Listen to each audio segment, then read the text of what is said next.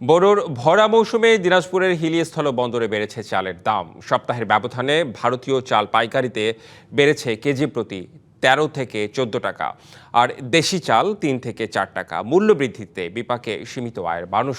দাম সহনীয় পর্যায়ে আনতে আমদানির অনুমতি চাইছেন ব্যবসায়ীরা। দিনাজপুরে এখনও শেষ হয়নি বোরো ধান কাটা ও মাড়াইয়ের কাজ। এরই মধ্যে বাড়তে শুরু করেছে দেশি ও আমদানি করা চালের দাম।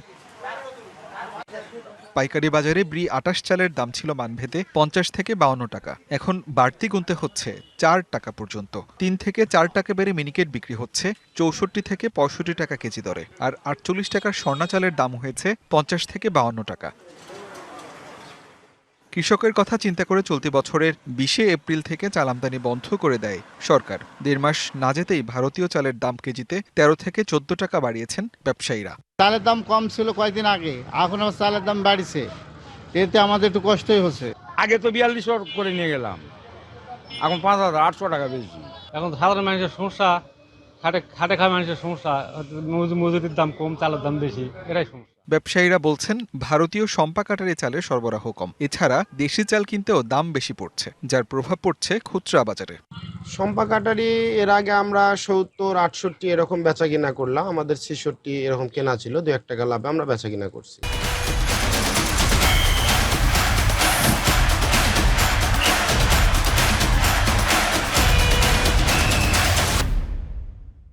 আমদানি না হওয়ার কারণে আর বাংলাদেশের চিকন জাতের চাল মিনিকেট সম্পা কাটারি সেই তুলনায় ৪ টাকা পূর্বের চেয়ে দাম ৪ টাকা বেশি।